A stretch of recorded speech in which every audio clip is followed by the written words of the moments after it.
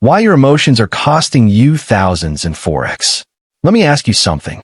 Have you ever sat in front of your charts, heart racing, palms sweating, staring at a position that's either shooting into profit or sinking into loss, and you just don't know what to do?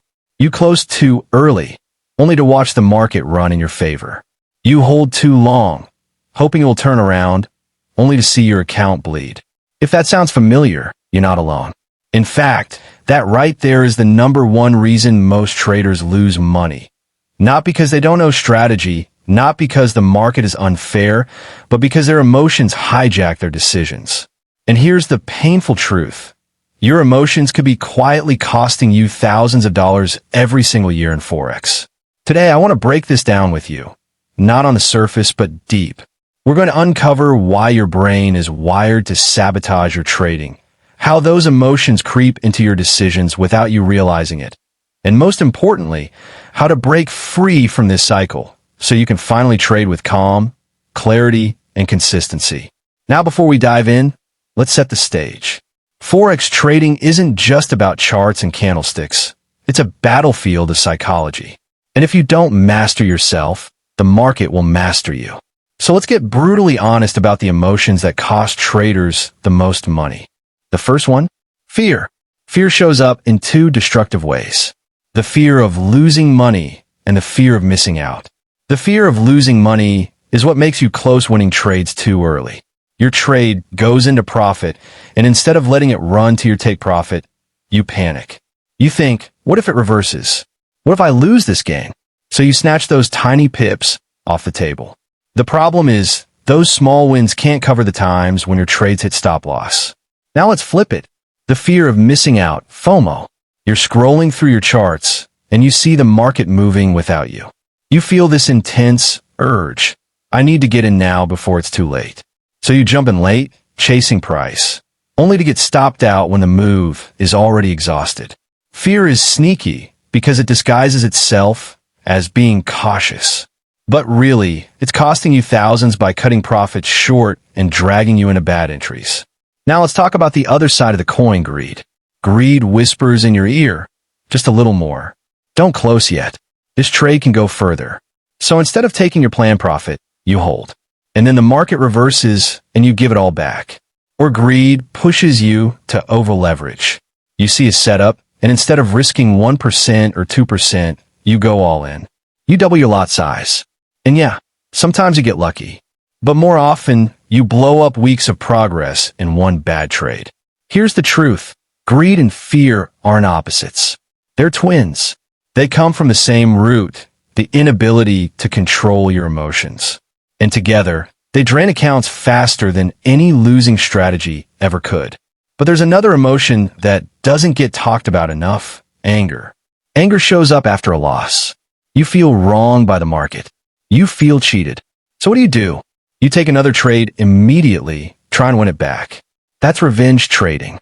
And it's one of the fastest ways to wipe out an account. I've seen traders lose in minutes what took them months to build, all because they couldn't walk away when emotions were hot. So let me ask you, how much money have you lost? Not because your strategy was wrong, but because your emotions took the wheel? Now, why does this happen? Why do smart people who know their strategy, who've studied for months, still fall into these traps? The answer lies in psychology. Your brain isn't wired for trading. It's wired for survival. Back in the wild, fear kept you alive.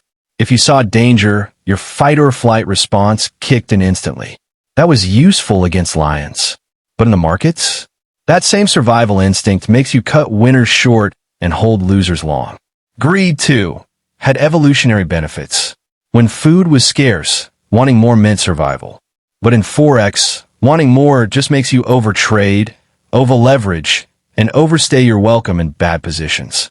See, the market exposes all these instincts, and unless you train yourself to override them, they will keep draining your account. So how do you fight back? First, you need a plan. And I don't mean just a trading strategy. I mean a full emotional management plan. Before you enter any trade, you should already know your entry, your stop loss, your take profit, and your risk per trade. That way, when emotions hit, there's nothing to decide. The decision was made before the heat of the moment. Second, Risk small. The number one fuel for emotions is oversized risk. When you put too much on the line, every tick feels like life or death. Your heart races, your judgment clouds, and emotions take over. But when you risk small, your brain stays calm.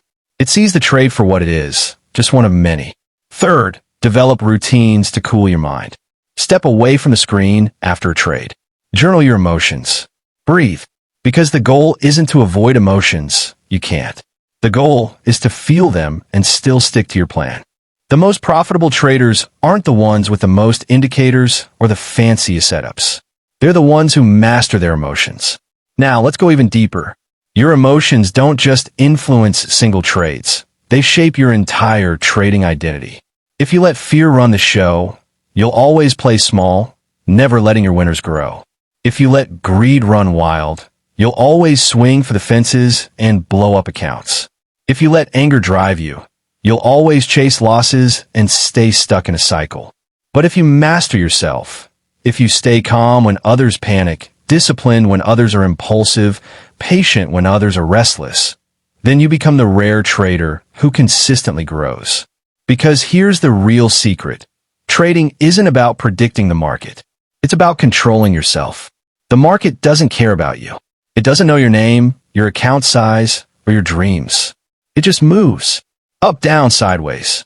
And in that movement, it constantly tests you. Your job isn't to beat the market. Your job is to beat the emotions that make you sabotage yourself.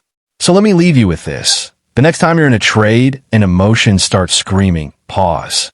Ask yourself, am I acting from my plan or from my feelings? If it's your plan, continue. If it's your feelings, step back. Because every time you let emotions control you, you pay tuition to the market. And that tuition is expensive. But every time you master your emotions, you keep that money in your account. And that's how accounts grow. So yes, your emotions could be costing you thousands in Forex right now.